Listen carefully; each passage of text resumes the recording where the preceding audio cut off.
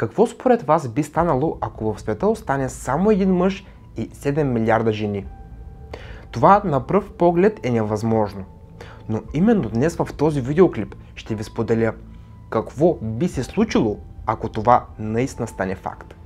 Аз съм Айхан Инфая, приятели, и искам да ви споделя, че в края на видеоклипа ще има и един малък бонус за всички зрители.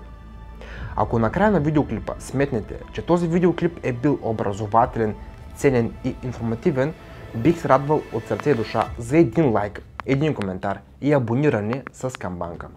Сега си направете по един топъл чай или по едно топло кафе и ви желая приятно гледане.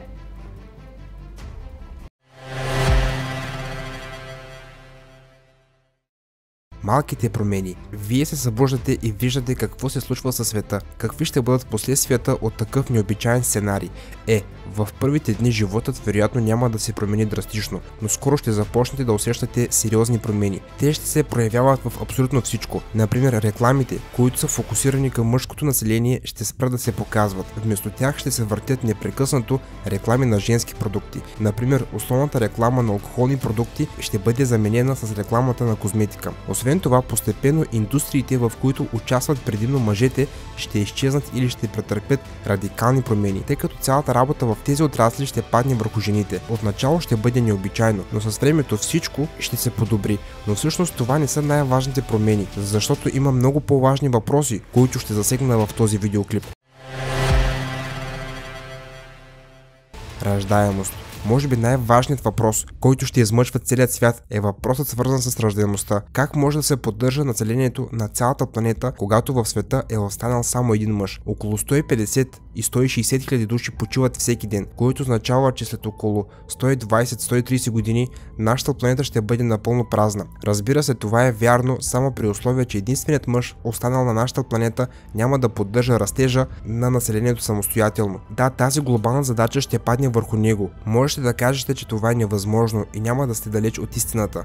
Всъщност е много трудно да се поддържат глобалните темпове на растеж на човечеството. Като единственият мъж в света е много трудно да се постигне. И все пак последният мъж на Земята може би ще успее да повлияе по някакъв начин на населението. Като пример можем да си припомним Чингис Хан, един от най-големите завоеватели на всички времена. Освен невероятните си победи и завоевания, Чингис Хан е станал известен с факта, че е бил изключително плодовит. Всъщност той се смята за най-плодовитият праотец, тъй като според статистиката 16 милиона мъже са станали негови потомци. Освен факта, че самият той е имал много съпруги и наложници, след смъртта му синовете и внуците са потеглили управлението. Почти всички от тях, по примера на Чингис Хан, са били мощни владетели и това е увеличило репродуктивният им успех. През 2003 година учена Тайлър Смит определил, че половин процент от земляните са така наречените чингизиди, потомци на рода Чингис Хан по мъжка линия, тъй като имат неговата Y хромозома. Всеки ден средностатистическият мъж може да оплоди 8 жени. Това означава, че ако последният мъж, останал на Земята, опложда по 8 жени дневно, тогава за една година той ще стане баща на почти 3000 деца. Ако разгледаме такъв сценарий, тогава до края на живота си този човек ще трябва да стане баща на 100 000 деца. Всичко това ще отнеме на мъжа между 30 и 35 години. И това е ако той ежедневно се занимава с работата си по възстановяване на населението.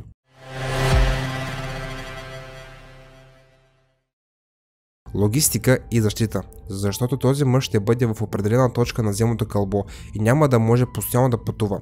Това означава, че правителствата на всички страни ще трябва да установят логистиката до идеала, така че поне 8 жени от всички краища на Земята да идват при този мъж всеки ден. Очевидно е, че последният останал мъж на Земята ще бъде най-важен човек на нашата планета. Ще бъде защитаван като зеницата на окото. На мъжа ще бъде назначена най-добрата охрана, а самият той ще живее в защитено убежище под постоянен надзор.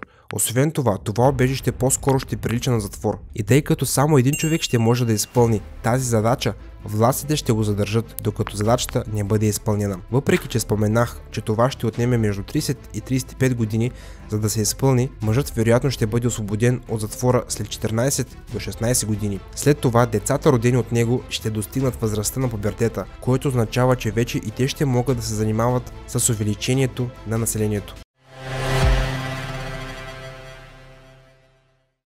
ДНК. Разбира се, всичко това звучи страхотно, но тук стигаме до още един проблем. Тъй като всички деца ще имат един и същи баща, това означава, че те ще имат съвпадащо ДНК. Това означава, че ако достигнат пубертета и започнат да удължават рода си и да увеличават населението на Земята, тогава децата им с голяма вероятност могат да получат различни заболявания и мутации. Това би било много тъжно, ако вземем предвид точно този вид сценарий. В първите години, а по-точно в първото поколение, това ще бъде неизбежно. Обаче след няколко десетилетия на възпроизвеждане и с всяко следващо поколение в света ще има все повече и повече нормални и здрави деца.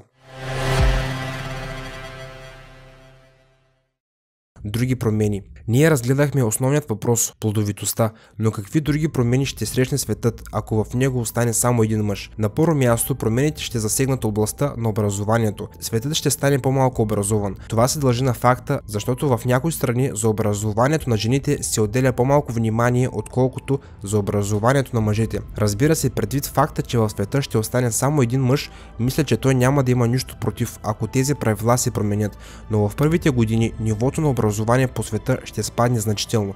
С течение на времето обаче ситуацията ще се стабилизира и нормализира. Освен това, светът ще бъде по-малко конфликтен. На първо място това ще се дължи на факта, че основните длъжности на всички страни ще бъдат заети от жени. Както показва практиката, жените политици по принцип са много по-меки от мъжете и това се проявява особено във външната политика. Вероятно при нашия сценарий броят на войните в света ще намалее до много ниски стойности, а ситуацията в самите държави ще се нормализира. В много отношения това ще се отнася и до престъпността, чието ниво ще падне значително. Въпреки това, някои области и индустрии ще претърпят колосални промени, които ще имат негативен характер. Вече говорихме за това в началото. Тъй като някои индустрии се управляват от мъжете, тогава тези сфери вероятно или ще изчезнат напълно, или ще се променят значително през първите години. И въпреки това, предвид женската изобретателност, мисля, че може да се предположи, че с течение на времето тези проблеми ще изчезнат и светът постепенно ще се възстанови. Нека да минем към бонусната част и да разгледаме какво би се случило, ако в света изчезнат всички хора освен вас. Първи впечатления. Първо, вероятно няма да разберете, че всички хора около вас са изчезнали, но по-късно ще забележите напълно изчезналите хора. Но няма да сте сигурни дали абсолютно всички са изчезнали освен вас, защото никой няма да ви сподели това. Изчезването ще настъпи внезапно. Всички коли, самолети и други превозни средства, които са били в движение, внезапно ще загубят контрол заради внезапното изчезване на хората, което би довело до огромен брой аварии. Ще има големи задръствания по пътищата по цял свят, така че ще сте истински късметли, ако през това време сте били у дома. След известно време ще се наложи да излезете навън и да забележите, че вашият град се е превърнал в град-призрак. По улиците няма да има никого, само дълги задръствания. Вие ще можете да отидете до всяка една институция или магазин и да си вземете всичко каквото си пожелаете, въпреки че няма да има кой да ви обслужи. Първите последствия. Със сигурност през първите няколко часа след изчезването на всички хора бихте могли да се насладите на всички възможности, при условие, че можете да вземете всяка хубава кола и да я карате по пътища, които са с най-малък брой автомобили, участвали в масовата катастрофа. Можете да отидете до всеки един магазин и да си вземете каквото и да е било. Дори може да предизвикате огромен погром насред улицата. Никой не би ви направил нищо за това. И все пак скоро ще започнете да усещате реалните последици от изчезването на всички хора на Земята. Без хора промишлените предприятия биха спрели, като атомните електроцентрали, в резултат на което след няколко часа всяко възможно осветление ще загасне. Най-вероятно ще продължат да работят само водно-електрическите централи, защото могат да произвеждат енергия месеци и дори години без участието на хора. Също в най-близките часове след изчезването на хората, метрото и различни подземни инфраструктури биха били наводнени, тъй като помпите, управлявани от хора, се използват за изпомпване на вода от подлезите. Така че в рамките на няколко часа след масовото изчезване на хора ще се окажете в много лоши условия, без топлина и светлина. И това би било голяма заплаха за атомните електроцентрали. Ядреното гориво се съхранява в специални резервоари, в които се поддържа определена температура. Без намесата на хората в атомните електроцентрали биха възникнали сериозни проблеми в системата, които биха довели до освобождаването на радиация в атмосферата и следователно мощно радиоактивно замърсяване по света. Също така е възможно поради неправилно съхранение в горивните пръти да възникне пожар, който да доведе до експлозия в атомните електроцентрали, в резултат на което без ваше участие на Земята ще се случат опасни бедствия, които ще променят света до неузнаваемост. оцеляване. След известно време ще разберете, че е почти невъзможно да живеете нормално в такъв свят, което означава, че на първо място ще трябва да оцелявате. Ще трябва да се грижите за източниците на топлина и светлина, защото електричество, както вече ви споделих, няма да има. Второ, необходимо ще е да имате добър запас с храна. Това няма да е някакъв голям проблем, защото можете да отидете до всеки супермаркет. Разбира се, повечето продукти в супермаркетите ще са развалени, но можете да вземете консерви. Те могат да бъдат съхранявани години и да не се влошат при това. Те не заемат много място, така че можете да получите толкова консерви, колкото ви потребват. И може би най-важното нещо в този сценарий е да намерите добра къща. Препоръчително е да изберете къща на хълм с голяма площ, така че да можете да я обградите с укрепления. В този случай ще се предпазите от различни катаклизми, особено от наводнения, ще се предпазите от дивите животни, които вече след няколко дена ще се пуснат по градовете. Ще можете да гледате как живота се променя пред вашите очи. Може би това звучи романтично, но всъщност далеч не е най-добрият сценарий, така че трябва да се радваме, че на този свят всеки от нас изпълнява своята мисия и своите задачи. Именно по този начин можем да живеем още дълги години заедно. Какво е вашето мнение за видеоклипа, приятели? Видеоклипа хареса ли ви? Не ви ли хареса?